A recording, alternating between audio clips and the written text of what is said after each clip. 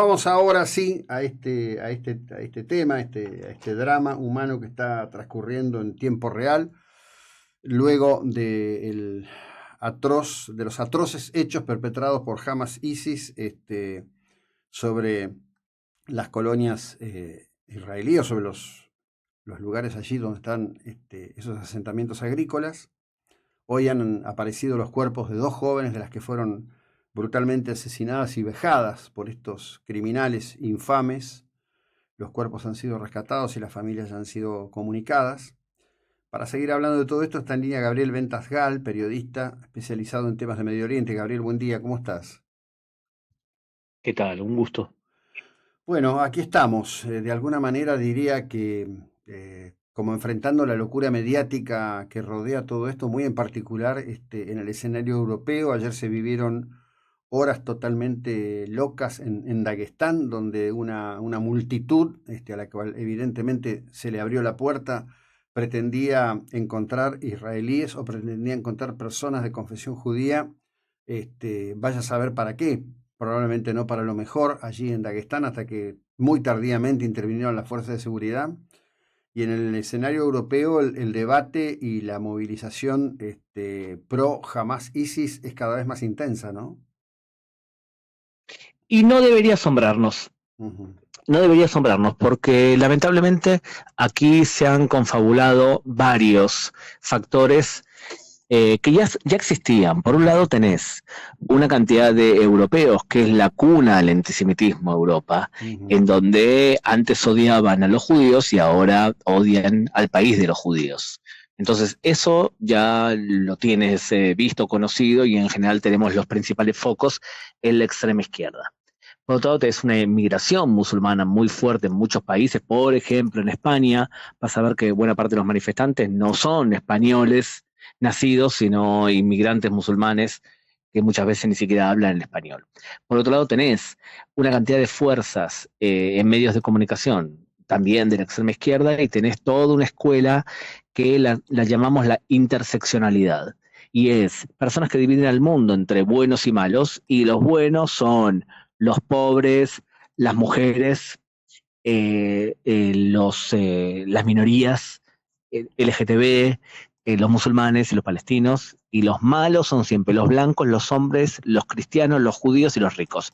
O sea, y la lógica de la interseccionalidad es como todos los malos siempre se unen, o sea, los judíos, los blancos y demás, entonces los que somos los damnificados tendríamos que hacerlo también, y de esa forma se explican alianzas surrealistas como Irán y los grupos LGTB. Entonces tiene una lógica, y esto ya existió. La solidaridad hacia el pueblo judío del Estado de Israel por la masacre duró unos días y ahora se mantiene entre muchos de Occidente, pero entre los que ya de por sí tenían una animadversión hacia los judíos, bueno, volvió a relucir.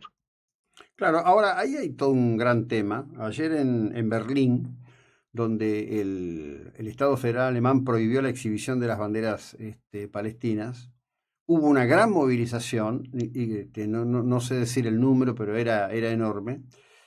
Y fue peor todavía porque exhibían las banderas de ISIS. Es decir, hay una situación de enfrentamiento. A mí me resulta, el pensamiento promedio europeo me resulta incomprensible, y además soy un convencido hace mucho tiempo que uno de estos días Europa se va a bañar en sangre con el tema islámico, pero bueno, lo dirá el tiempo. Lo curioso es cuando aparecen actitudes como las de Ione Belarra, los podemitas y todo estos, falseando los hechos y llevando a su propia gente, a los propios españoles en este caso diría, ¿no? A compartir esas falsedades, ¿no?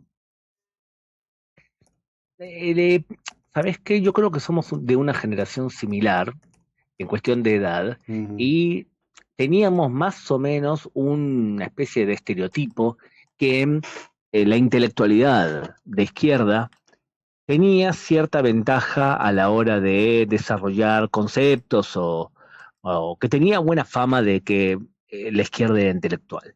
La verdad es que no es así. La izquierda actual en general ha dejado de ser intelectual y se basa en narrativismos. Entonces vas a tener a Podemos en España, que es un grupo que ha recibido dinero de forma constante de parte de Irán, y que cuando tú las ves hablando y escuchas lo que dicen, te da vergüenza ajena. Y en general vas a ver que las extremas izquierdas, cuando hablan del Medio Oriente, hablan con una contundencia y un analfabetismo pasmante. Te voy a Mm, dar un ejemplo de alguien de extrema izquierda que analiza el Medio Oriente para algunos medios de comunicación en Argentina, por ejemplo. Vos tenés un tipo como Pedro Brieger, ¿está bien? Que se sí. formó en el comunismo. Mm, Él analiza el Medio Oriente de acuerdo a lo que le enseñaron de forma materialista. Y cuando empezás a escucharlo, te das cuenta que es un analfabeto en temas religiosos mm, y en temas tribales. Y te analiza el Medio Oriente traduciendo el idioma que a él le cae bien y que a él le gusta, pero sigue siendo un analfabeto. Ahora, él es el mediador para explicarte el Medio Oriente.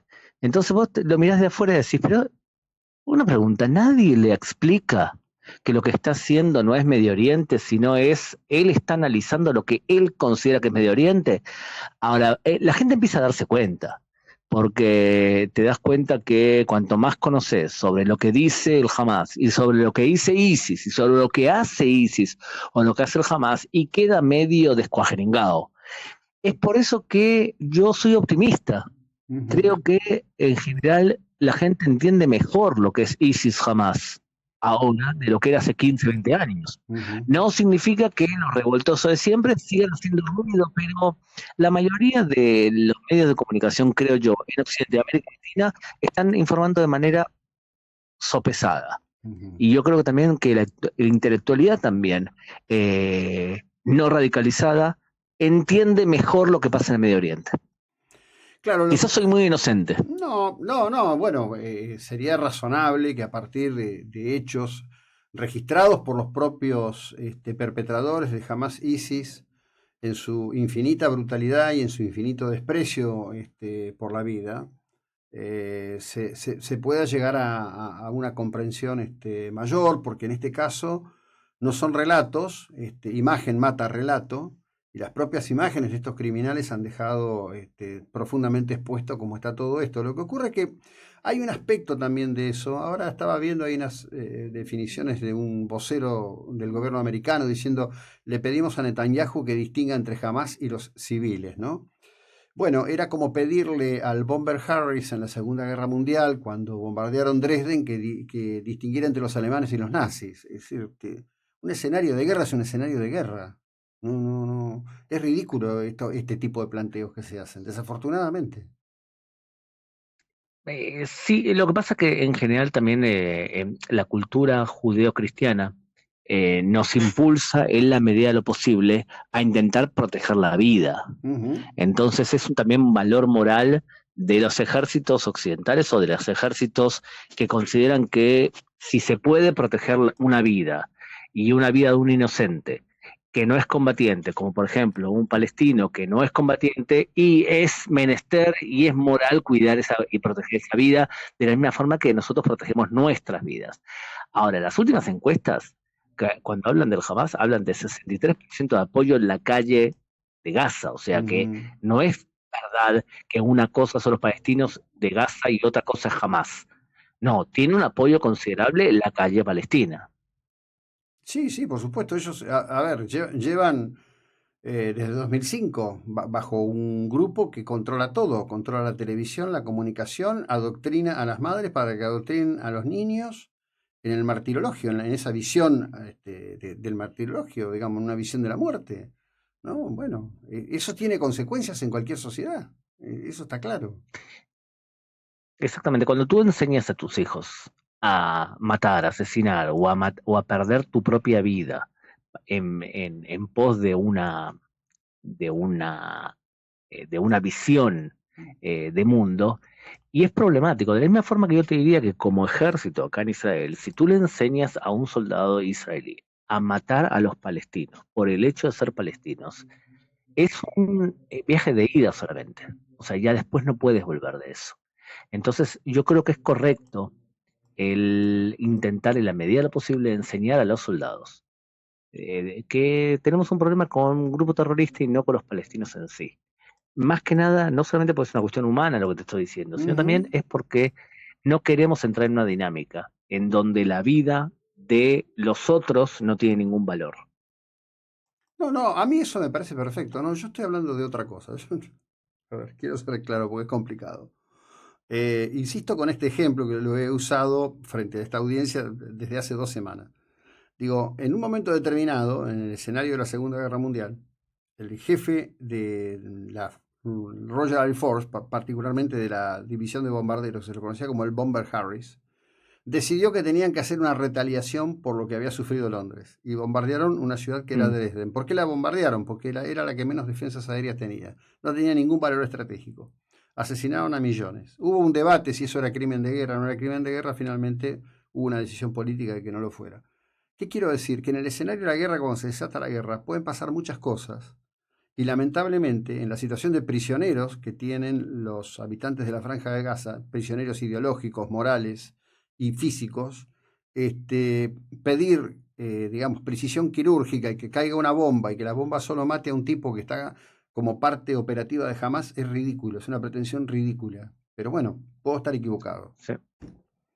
Sí, sí, es complicado, es complicado. Lo que sucede es que recordemos que lamentablemente, primero que lo que se ocurrió durante la Segunda Guerra Mundial hoy en día es inaceptable Sí, por para la supuesto. sociedad occidental. Y por otro lado, concordemos que lo que se permite que haga el ejército de Estados Unidos, el ejército de Argentina, el ejército ruso, es inaceptable que lo hagan los judíos. Ujú. Entonces, eso nos trae de vuelta a una realidad, y es que cuando los judíos son simpáticos y nos caen simpáticos todo el tiempo que se dejen asesinar, pero no cuando se defienden, eso te habla a las claras de quién es el que habla.